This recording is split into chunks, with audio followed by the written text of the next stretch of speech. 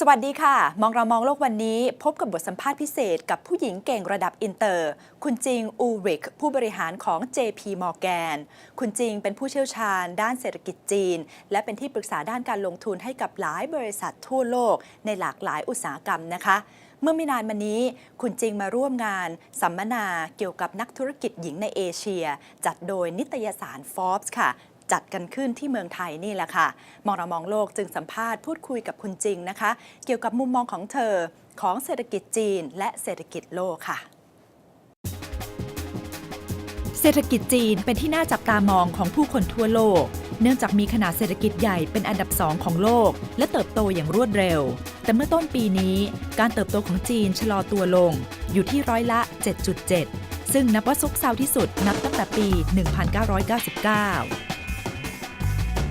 Jing, China's first quarter GDP grew by about 7.7%, which is lower than expected.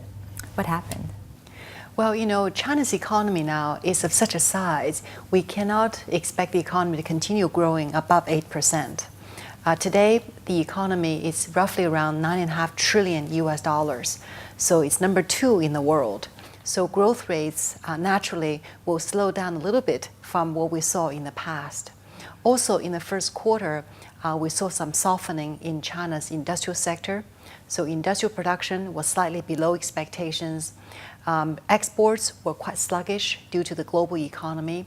But overall, 7.7% is actually quite respectable given the large size of the economy today. What are the economic trends that you see emerging in China today? Well, the Chinese economy is quite dynamic. Things are always changing. Today, the very important transition is that the economy is beginning to shift away from exports more towards domestic consumption. In terms of domestic consumption, we're looking at retail sales figures, we're looking at private spending. The most important driver going forward will no longer be exports or investments. The most important driver for China's GDP will be private consumption and the service industry. เมื่อเดือนมีนาคมที่ผ่านมาประเทศจีนได้ผู้นำใหม่นั่นคือประธานาธิบดีสีจิ้นผิงซึ่งให้ความสำคัญกับการเปิดกว้างทางเศรษฐกิจการปราบปรามการทุจริตคอร์รัปชันและการส่งเสริมให้คนรุ่นใหม่กล้าทำตามความฝันของตัวเอง China now has a new leader, President Xi Jinping. What can the world expect to see from him in terms of policy changes? Well, the Chinese new leadership took office recently. And of course, they have a lot of challenges. Number one is really to rebalance the Chinese economy. Number two, China is so important in the international arena. It really needs to fulfill its responsibility as a number 2 economy in the world, as a major stakeholder in the international community. Now, if you look at the Chinese leadership today, they're very much focused on putting people first. The top of the agenda is basically to alleviate poverty, to lift the income levels of the lower income families, also to narrow income gaps. So going forward, we are going to see a lot of new policies from this leadership to focus on social welfare, focus on healthcare, education, and pension services.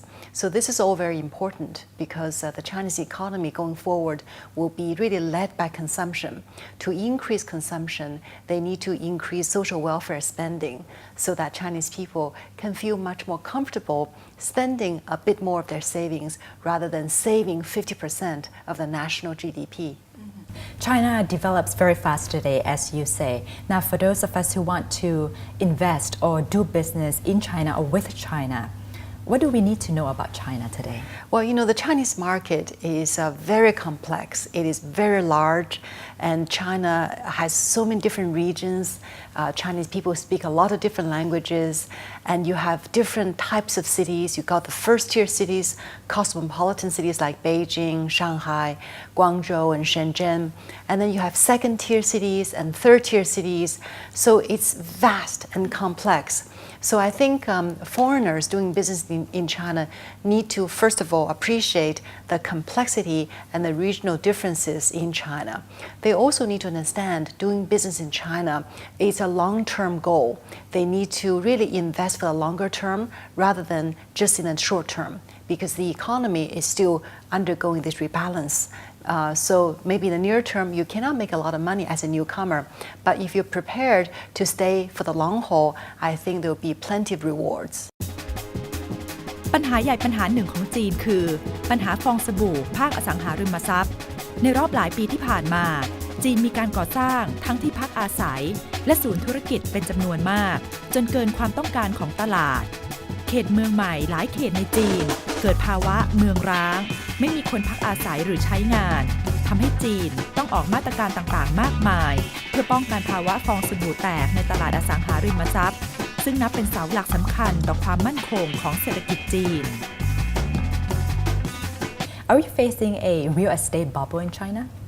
Well, is there a bubble in China? I don't think we can say there's a property bubble across the country. However, in some segments and in some locations, maybe there are bubbles emerging. As you know, the Chinese population saves a lot of money.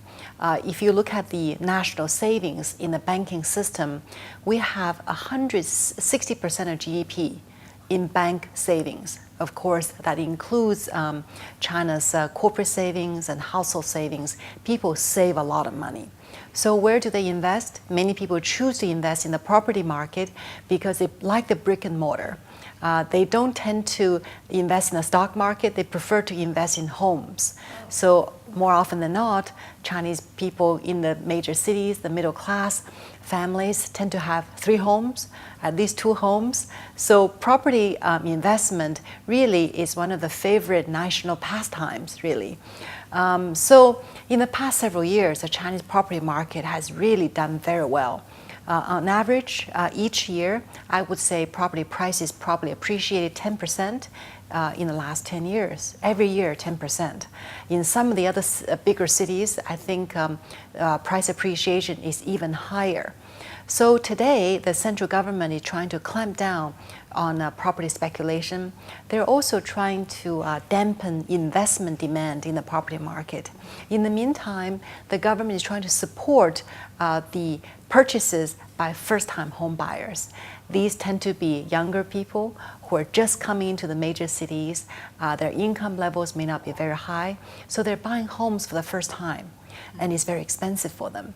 So the central government has introduced some policies to support first-time home buyers, such as lower mortgage rates, for example.